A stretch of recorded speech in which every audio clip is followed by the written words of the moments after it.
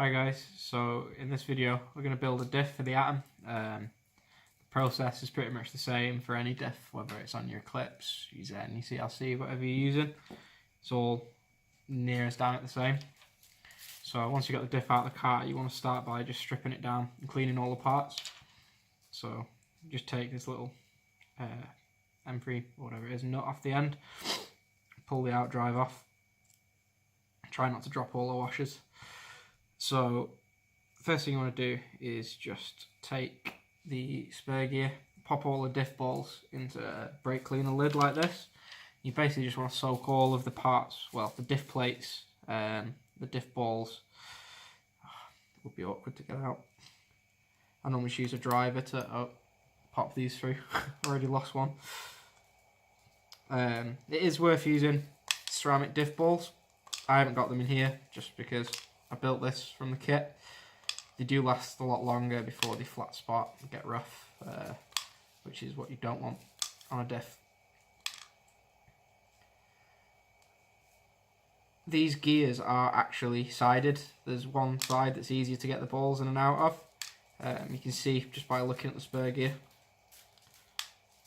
So that's all the diff balls out now, just into a little pot full of brake cleaner. And you want to take your 2 diff plates too. The Schumacher ones tend to be really good. I don't think I've ever replaced one. They seem to just keep working. So again, diff plates and diff balls in there. Tend to just put a little bit more brake cleaner in. Just get them nice and wet. You can use the little shaker cleaners, so it's like a small plastic tub with a mesh grid in it. I think Aiden's got one here. So like this. So basically, you've got your little mesh grill that you put your parts inside, put that into the tube with a load of brake cleaner, give it a shake, and that takes a lot of the dirt off. I just wanted to use this a bit more open and easier for the video. So just give them a shake around, it takes any grease, oil, anything that's left on the diff off. While that's soaking in there, you just want to take all the bearings off. You can just check them in your hand. Check they spin nice and free. This one does, see it's a relatively new kit. You put that back onto the axle, followed by the 2 small washers. Let them sit on top of the bearing, so that's fine. Then take all the parts from the thrust race, just pull them out, lay them out. There's another bearing in here, so once again, it's been a little bit awkward to get out. There we go. So just check that's nice and free. If it's a little bit gritty, you can try and clean it with some brake cleaner and then put a bit of bearing oil on. But if you've got more to hand, it's better to replace them. So yeah, you can leave that in the outdrive. So after you've done that, take the diff plates and the diff rings back out. Put them on a piece of tissue, let the brake cleaner dry off. So I'm just going to put them on here. Hopefully you can see that alright in the video. It's worth checking on the diff rings that there's no grooves built up into the diff. If that's the case, then it's worth replacing. I don't think they're a lot of money at all. If I had some here, I'd probably put fresh ones on, but seeing as these ones seem to be very hard, they don't wear badly, so I'm not worried about them. I tend to find that if your diff is slipping at all or is majorly tight, that can cause premature wear of all the parts in the diff. There's the diff rings. The brake cleaner will just evaporate off. That's what it's designed to do, just to pick up any oil or grease and then vanish. So the next step, take all the parts from the thrust race and again drop them into the brake cleaner, let them clean up a little bit like so. Give them a little swirl, just take any dirt or crust or anything we don't want out of there. So while that's soaking, take another little piece of tissue, wet it with some brake cleaner, and just give the spur gear a wipe, just to try and get out any dirt. You can see a little bit on there that's in there. You can soak the spur gear in brake cleaner to get a bit more crap out, but I don't think it's too important. As long as it's pretty free of dirt, then you're good to go. So get rid of some of this dirt. So now all the parts are clean. take these first race parts back out of here.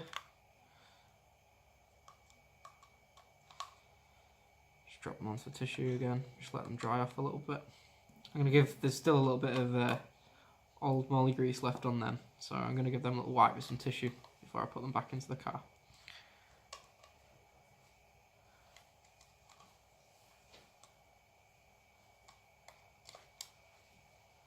It's worth using a container, anything like that, to keep your diff balls in, because they do have a habit of just disappearing, and they are tiny. So good luck finding them if you drop one.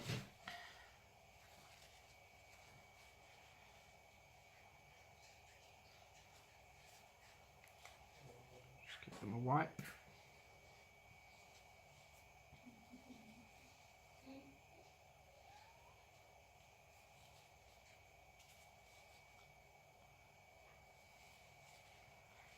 So we're using Schumacher molly grease for the first race, and I've got some team associated silicone grease for the diff balls. It's pretty much all the same stuff, it doesn't really matter where you get it from. This is just what we had to hand.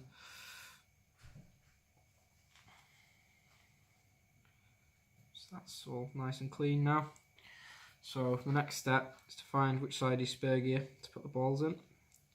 So just going to take them, drop them into place, push them in. They just locate in their little grooves, shouldn't be too tight. There's quite a lot of them.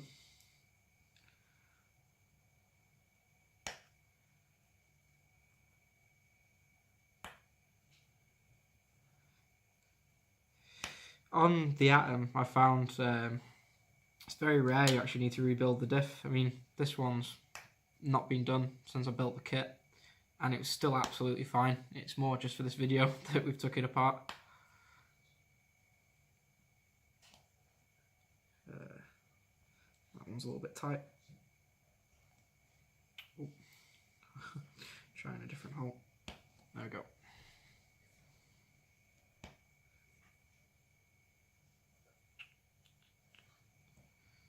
So now, that one's tight again.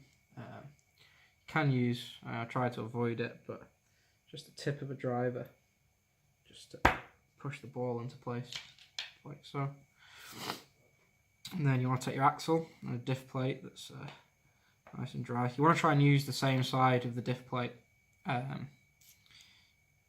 just because that's how it's worn, that's how it should be really. So first step is to take your silicone grease. Don't need a lot at all.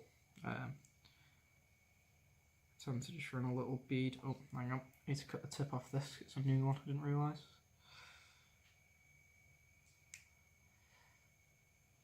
I think that should come out now. Or not, just to be difficult.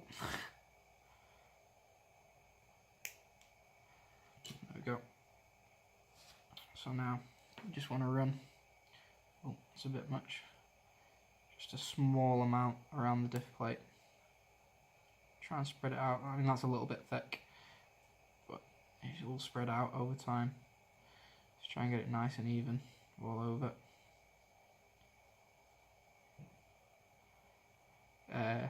It's one of these, it is almost a case of less is more. You don't need to cover the diff plate. All you're going to do is make your diff tighter, make it pick up a lot of crap.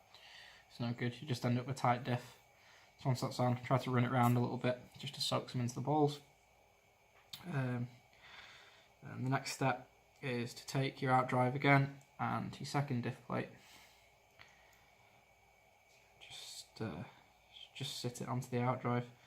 And that's still got a little bit of stuff in it, so I'm just going to wipe that away with the tissue. Make sure you don't leave any sort of bits of residue from the tissue either that might get into the diff. Make it less free. So again, just a little bit of silicone grease spread around the ring.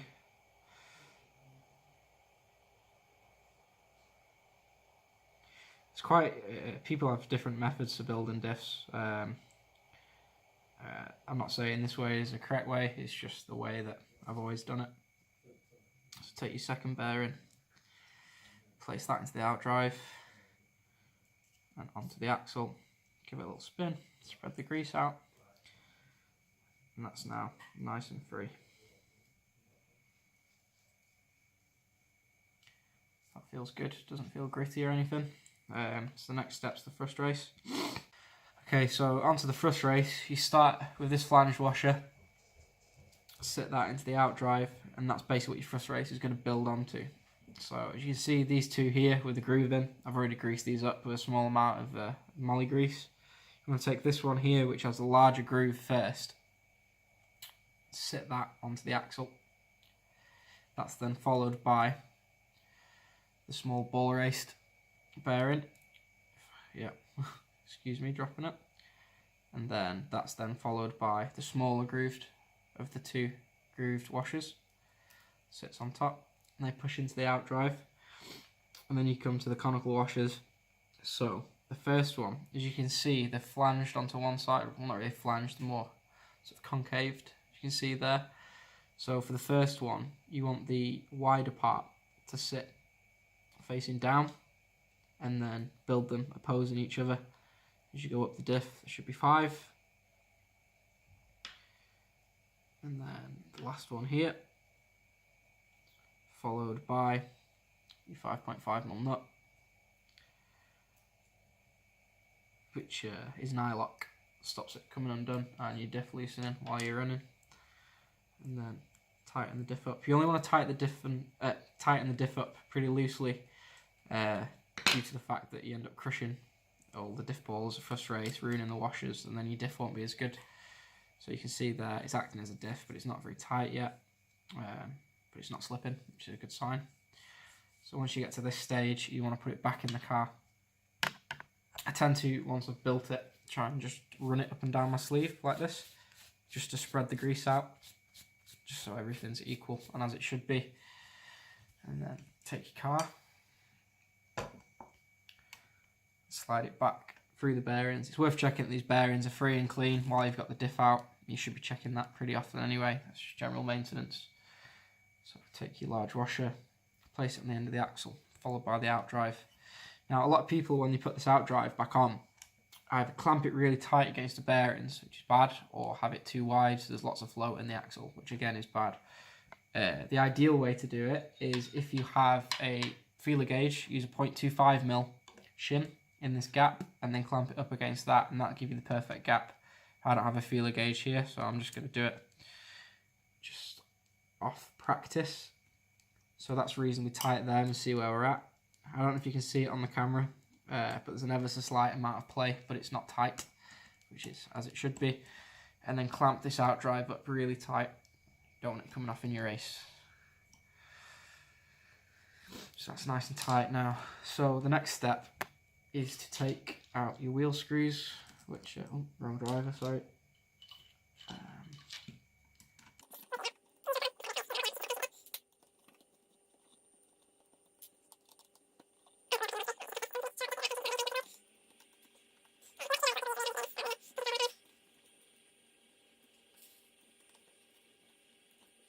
Got a new set of contact control tyres here, but like I said, it really doesn't matter what you use.